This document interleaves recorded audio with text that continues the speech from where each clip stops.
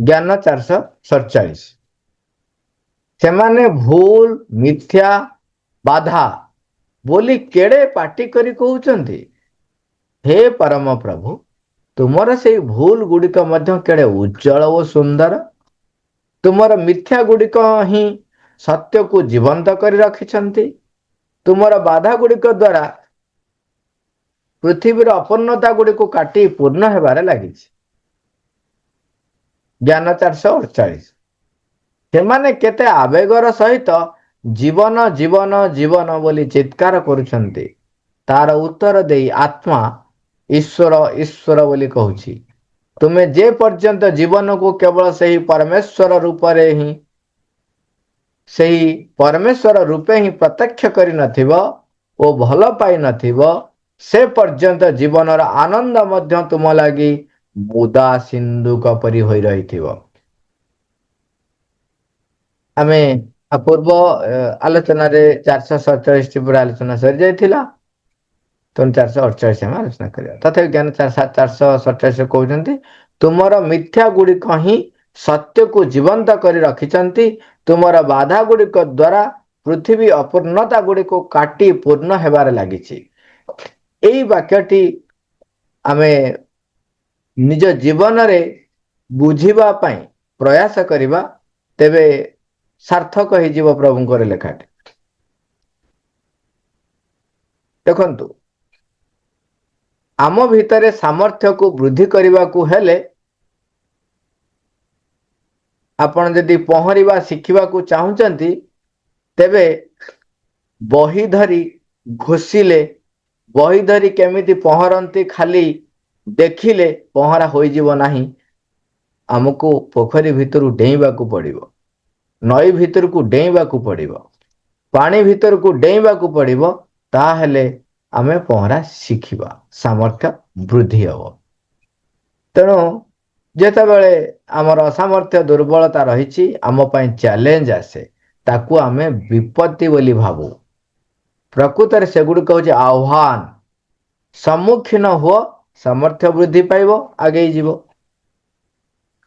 तेणु तुमर मिथ्या गुड़िक ही सत्य को जीवंत कर रखिछंती तुमर बाधा गुड़िक द्वारा पृथ्वी अपूर्णता गुड़ी को काटी पूर्ण होबार लगी कि आमे कौन जो अलसुआ हो जाऊ तामसिक हो जाऊ जदि आमर निरंतर अग्रगति आमे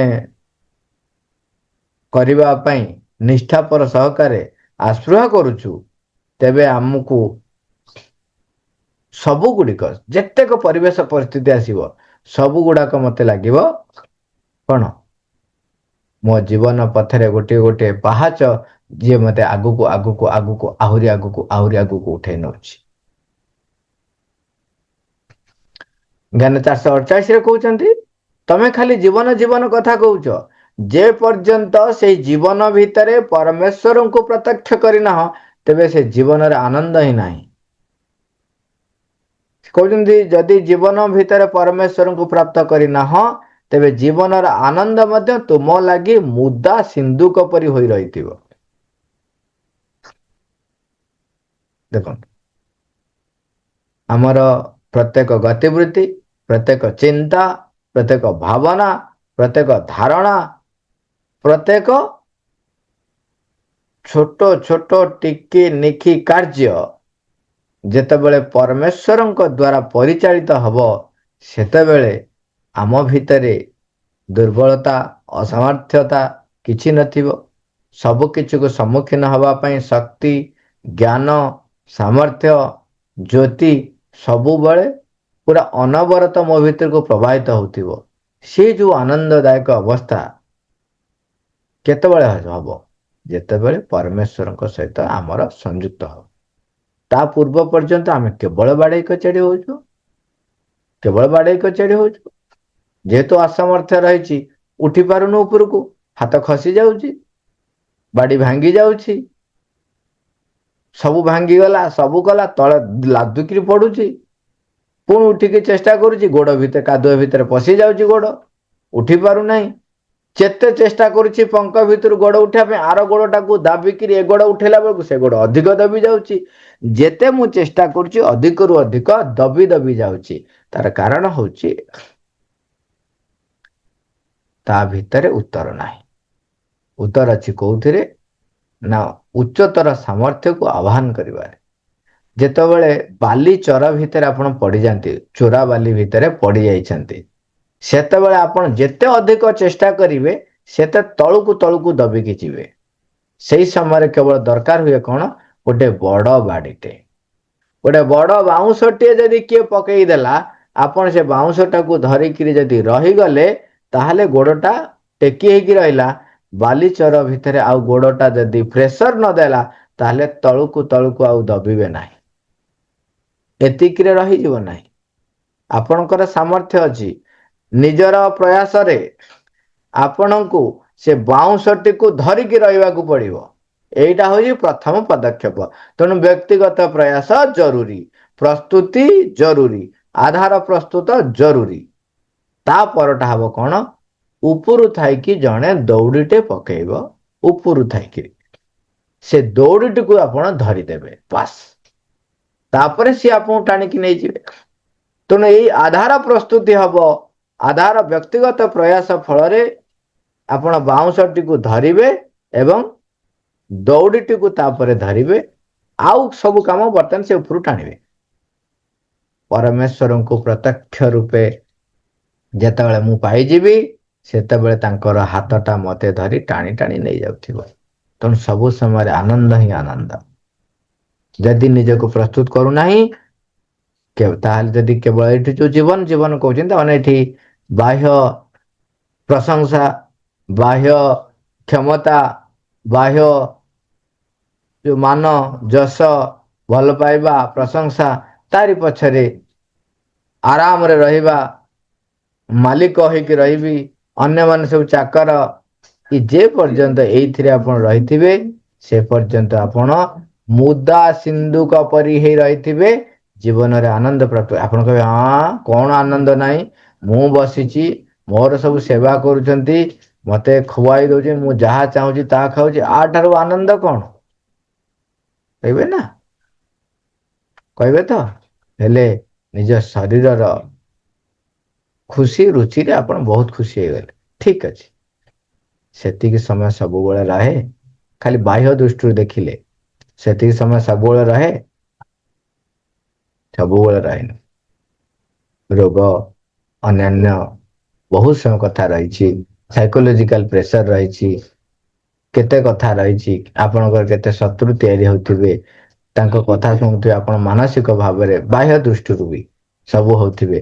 ଆନ୍ତର ଦୃଷ୍ଟିରୁ ଆପଣଙ୍କର ଯଦି ଦେଖିବା କିଛି ବି ଯଦି ଅଗ୍ରଗତି ହେଲା ନାହିଁ, କେମିତି ଅଗ୍ରଗତି ହବ? ଆପଣ ତ ତାରି ଭିତରେ ରହିଲେ। ତାହେଲେ ଏଇ ଜୀବନଟି ଯୋଉ ପାଇଥିଲେ ଭଗବାନଙ୍କ ଆଡକୁ, ଭଗବାନଙ୍କୁ ପରିପ୍ରକାଶ କରିବା ପାଇଁ, ଭଗବାନଙ୍କ ଆଡକୁ, ଜ୍ଞାନ ଆଡକୁ, ସତ୍ୟ ଆଡକୁ, ଜ୍ୟୋତି ଆଡକୁ ଯୋଉ ଗୋଟିଏ ପାହାଚ ବି ହଉ ଯାଇଥାନ୍ତେ, ଯାଇପାରିଲେ ନାହିଁ, ଜୀବନଟି ବ୍ୟର୍ଥ ହେଇଗଲା।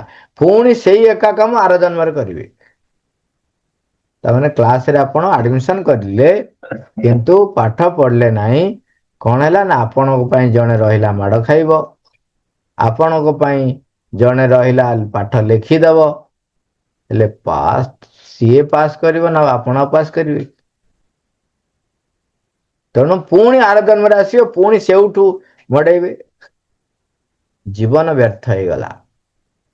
ତେଣୁ ଜ୍ଞାନ 449ରେ ଯୋଉ ପ୍ରଭୁ ଲେଖୁଛନ୍ତି, ଇନ୍ଦ୍ରିୟ ମାନେ ସେ ତାକୁ ଭଲ ପାଏ ବୋଲି କହନ୍ତି, ମାତ୍ର ଆତ୍ମା କେବଳ ଈଶ୍ୱର ଈଶ୍ୱର ବୋଲି କହୁଥାଏ।